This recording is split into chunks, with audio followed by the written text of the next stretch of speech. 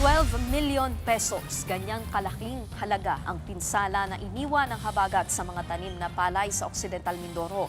Naiwasan daw sana yan kung naisakatuparan ng hiling na River Dike Project ng ilang magsasaka sa probinsya.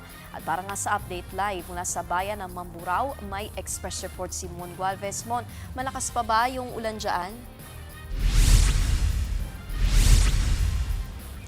Actually, Nikki, wala nang bagyo pero paminsan-minsan pa rin umuulan dito sa malaking bahagi ng Occidental Mindoro dala at bagat.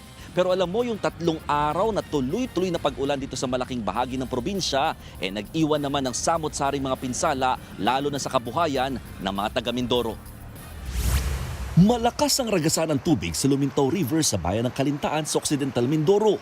Tumaas ang level ng tubig sa ilog dahil sa 2 araw ng pag-ulan sa lugar dulot ng habagat. Ang problema, sa lakas ng agos ng tubig, patuloy na kinakain o sinasakop nito ang lupa sa gilid.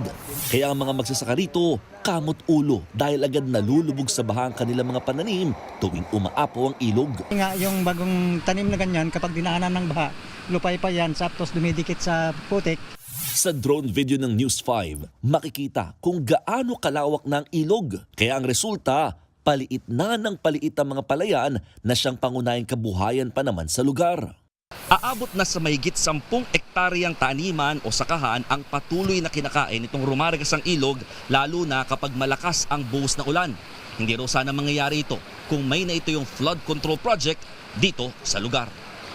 Matagal na raw hinihiling ng barangay ang pagtatayo ng River Dike Project dito. Sa katunayan, meron nang nailagay na gabyon sa ilang bahagi, pero bitin o hindi naman lahat ay naharangan. Gabions o basta pangharang sa baha sa panahon ng bagyo at tag-ulan.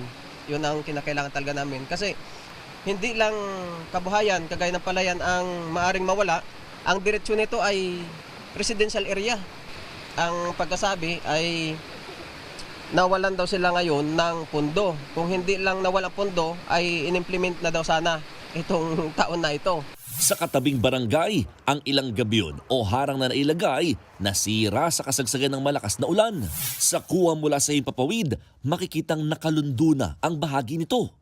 Ang masaklap, patuloy na nagbibitak ang lupang kinakapitan niyan na posibleng gumuho kapag tumaas na naman ang tubig. Matibay po sa ang pagkagawa niyan. Problema po sa atin, ang lakas ng karin sa ilalim ay lumiyad po siya. Kaya bumigay itong side nito pong likod na bumigay. Pag hindi pa po natin to, lahat po yan, ubos yan. Hiling ng barangay, magawa raw sana ito agad, lalo't 2023 lang natapos ang naturang flood control project. Kahit naman nakalabas na ng bansa ang Bagyong Inday, matinding ulan pa rin ang nararanasan sa ibang bayan ng probinsya. Gaya sa Sablayan na zero visibility na ang nadaraanan ng mga motorista. Sa bayan naman ng Magsaysay, malalaking alon ang humahampas sa dalampasigan. Pinasok din ng tubig ang ilang bahay at tindahan sa parehong bayan.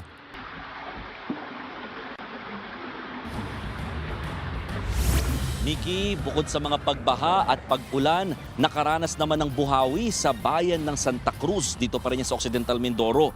Nagsimula ito sa malakas na hangin na halos matanggal na nga yung mga dahon ng puno ng niyog sa tindi ng hampas hanggang sa makuhanan na ng mga residente ang mismong buhawi na pinaikutan ng mga bahay at taniman sa lugar. Sa inisyal na impormasyon, 4 na bahay ang napinsala. Sugatan naman ang mag-asawang parehong senior citizen. Nikki, sa ngayon, patuloy ang pangangalap ng datos ng Provincial Disaster Risk Reduction and Management Office pagdating sa pinsala sa agrikultura mula sa 6 na lokal na pamahalaan na pinaka-naapektuhan ng mga pag-ulan at pagbaha. Sa inisyal na bilang, aabot ng araw sa halos 12 milyong piso ang halaga ng pinsala pagdating sa mga nasirang palay at iba pang mga tanim. Nikki. Yan ang express report ni Mon Gualvez live mula sa Mamburao, Occidental Mindoro. Mga kapatid, Nikki de Guzman po. Para sa pasada ng mga rumaratsyadang balita, mag-follow at mag-subscribe na sa social media pages ng News 5.